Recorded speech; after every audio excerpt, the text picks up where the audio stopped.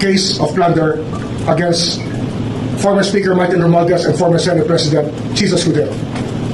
Plunder ang aming hinahandang kaso para sa kanila.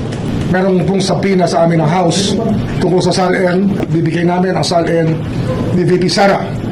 Kami po ay may sabina rin na binibigay sa House tungkol po sa SALN. SALN ang isa sa mga empleyado ng Congress, ngunit ayaw po tanggapin ng Congress ang sabina na aming ipinapadala, ayaw tanggapin ng security. At ito, public notice lang po.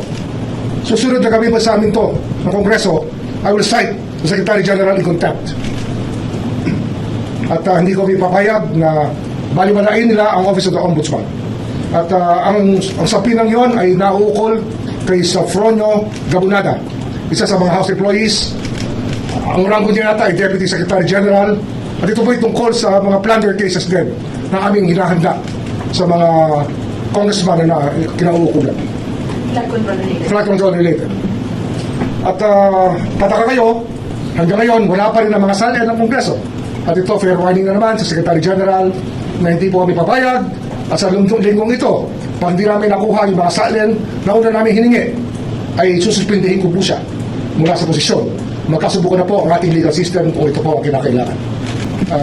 Kung gusto may paraan, kung ayaw may dahilan. Ngunit hindi kami pumapayag sa kahit ano pang dahilan. Sapagkat sa sapina ng Ombudsman ay sapina po ng batas sa Office of the Ombudsman. Tagal lang umiiwas na ibigay sa amin ang nire-request namin mga SALN. At ito po ay magkakaroon tayo ng medyo problema sapagkat ito po yung tungkulin nila sumunod sa kautusan ng Ombudsman. Tungkulin po nila yan.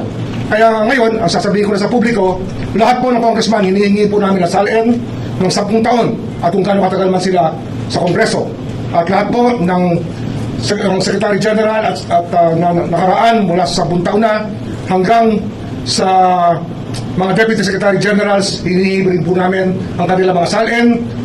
Bibigyan pa namin sa pina sila bukas at sana huwag silang magkakamaling kuminti sapagkat hindi po kami papayag na hindi sila mag-comply sa aming kautusan. Kaya kami natataka kung bakit hindi sila nag-comply sa aming pinag-usapan. Mag-comply kami. Basta katungkulan namin, tungkulin namin, mag-comply kami. Ang hinihingi namin sa kanila, yung kanilang tungkulin sa taong bayan na bigyan sa amin ng impormasyon ay kanilang ibigay. Ang batas ay batas, dapat sumunod sila. Huwag na sasabihin separate branch of government. Kung sila ay kahit speaker pa o kahit ano pang ranggo, pag may sabina po, sumusunod po tayo. Kung sa korte po tayo, sinapina, susunod po tayo. Kung sa Congressman tayo sinapina, susunod po tayo. Yan po ang nasasabi ng ang batas na nilikha upang bigyan ng poder ang Office of the Ombudsman. Marami pong kaso na lamang lumabas na ngayong Abril at marami pong lalabas sa kaso sa Mayo. At hindi lang po malversation, kundi plunder po, ipafile na namin. Plunder cases will be filed by this office against high-ranking people. Very soon enough, by the month of May. Yung doctrine ng Korte Suprema sa plunder ay dapat mausisan muli sapagkat tila ginagawa nila imposible ang plunder maging krimen. Kaya ito po yung nasa sa kanila na. Ibibigay namin ang responsibilidad sa Korte Suprema upang maglahad ng tamang patakaran tungkol sa plunder sapagkat mayroon na po silang nakaraang mga ruling na hindi po sang-ayon sa aming paniniwala. Yung Secretary General, pag hindi binasa ng binigay ang SALN, ay parang sinasabi nila, hindi kayo pwede mag-file na civil forfeiture cases. They're gonna frustrate the ends of justice. I'm warning the Secretary General, do not do this again. We will cite you for contempt and we will suspend you, if not remove you from office. Case of plunder against former Speaker Martin Romualdez and former Senate President Jesus Escudero. Plunder ang aming hinahandang kaso para sa kanila.